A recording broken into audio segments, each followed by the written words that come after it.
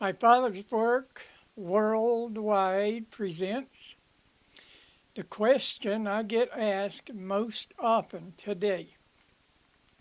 How do we stop the death spiral this whole pathetic world is in? It's interesting to me that 25 years ago, nobody ever asked me that question.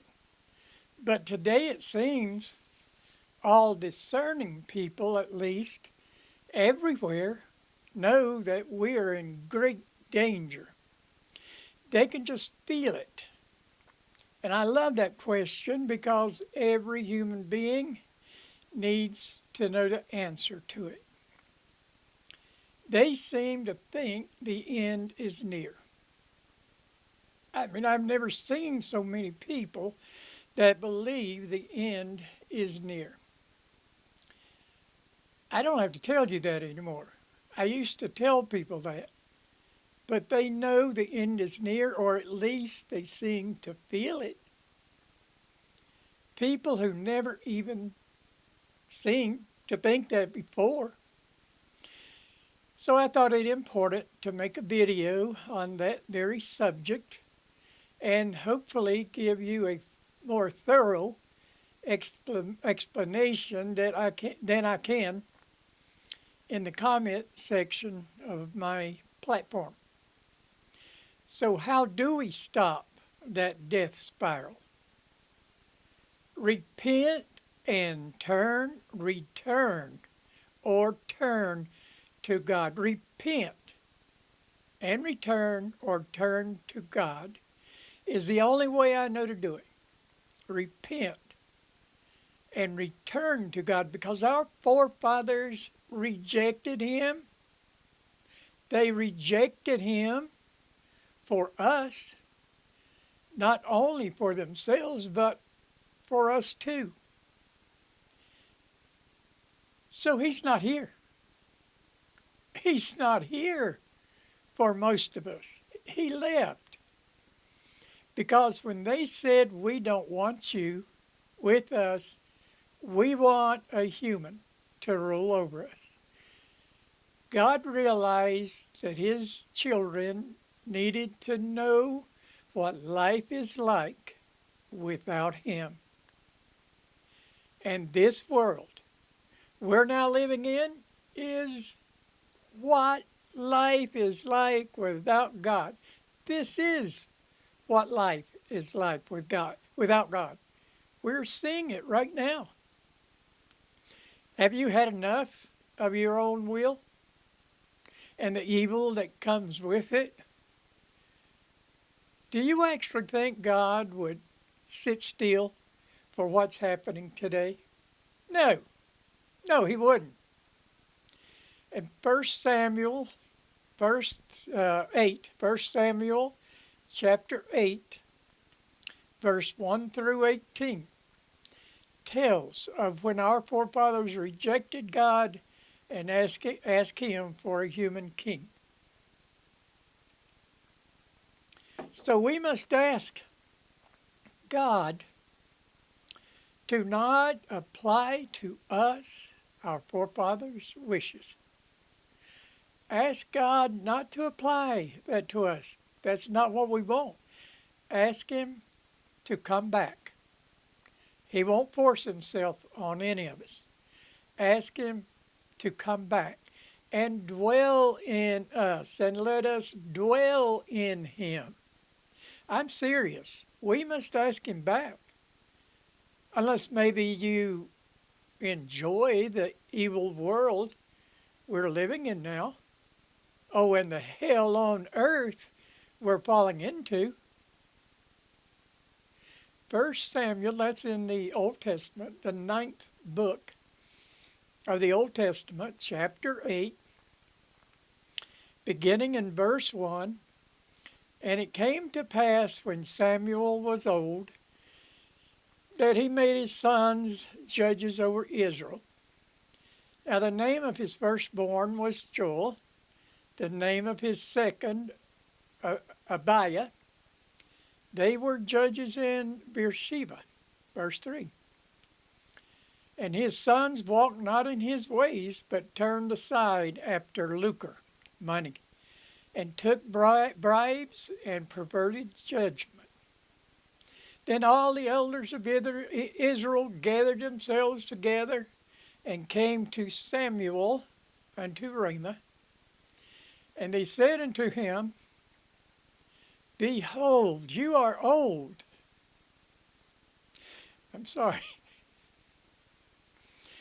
They said, Behold, you are old. And Samuel said, Yeah, I knew something was wrong. Thank you. No, he didn't.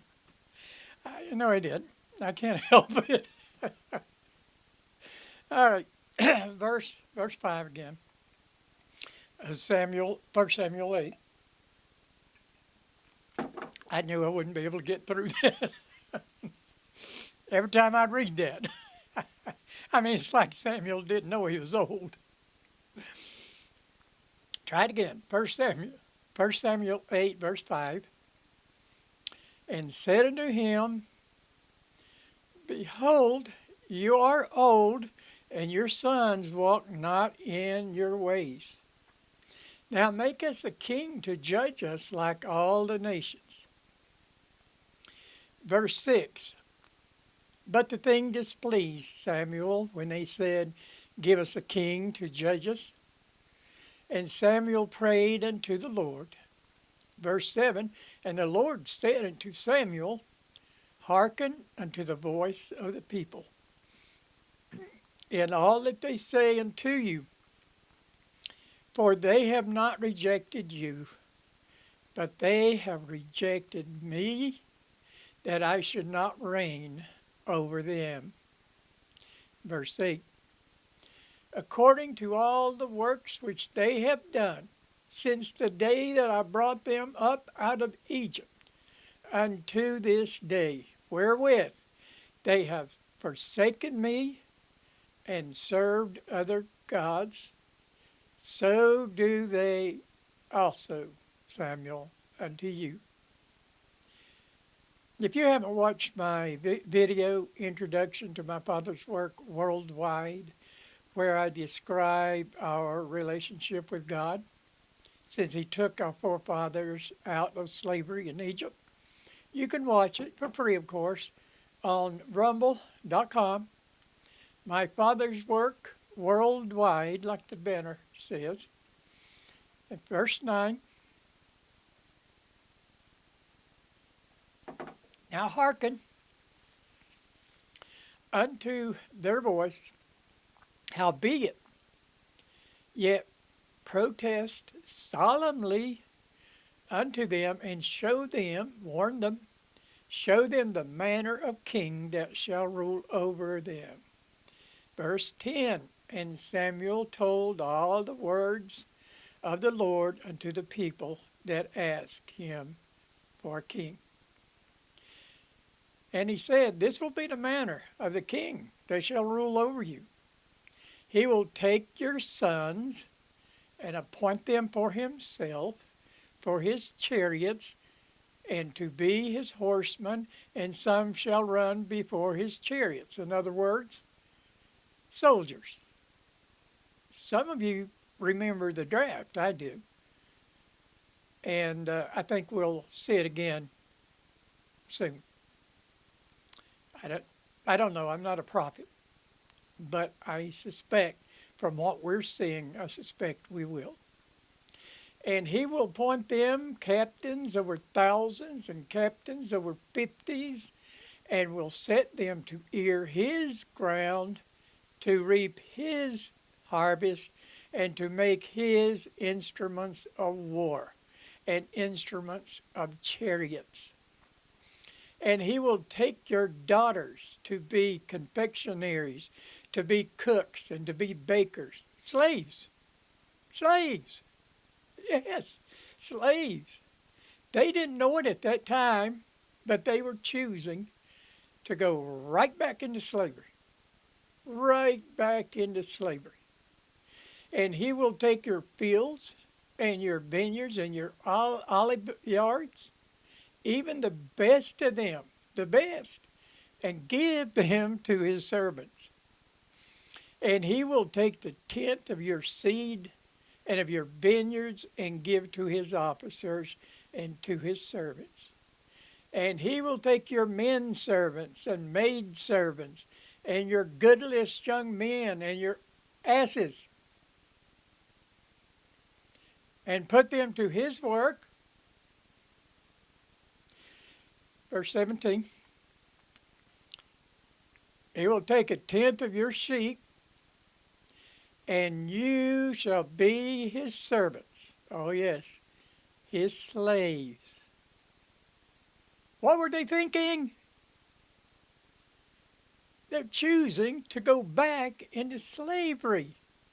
They're choosing it.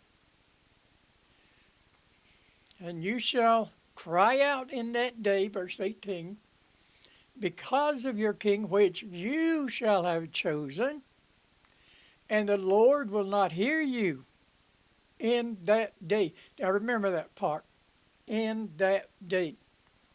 Samuel 8, verse 20, that we also may be like all the nations, and that our king may judge us, and go out before us, and fight our battles. And what were they talking about? You ever seen a president or a king go to war for you? No, he takes your sons, and now your sons and your daughters, sends them out to be maimed and murdered for his battles. It's not our battles at all, it's for his battles. Anyway, verse 19, nevertheless the people refused to obey the voice of Samuel, and they said nay, or no, but we will have a king over us. So we got our king, didn't we? And we've suffered for that mistake ever since. Their mistake. They chose that for us too. Not that we wouldn't have probably chosen it too. So what do we do now? What do we do about this? We cry out to the Lord and beg him back, ask him to come back, cry out and beg. But he said, I will not hear them, didn't he? Not actually. He said, I will not hear them in that day. He's going to give us a little time to learn. We've had a lot of time to learn, haven't we? Jeremiah 33, verse 3. God says, call unto me, and I will answer you, and show you great and mighty things which you know not. And that's why he said back in 1 Samuel 8:18, I would not hear them in that day. Meaning he would hear us once we learned what life is like without him. The question is now, have we learned what that life without him is like? Boy, I hope so. I know I have. And I don't want any more of it. Ask him, please, please, do not apply to me their choice. I don't want life without you. Come back and dwell in me, and let me dwell in you forever, please. Please share this video, and that way you can preach the gospel too and make disciples. At this point, I'm making a change in my request for you to get online and preach.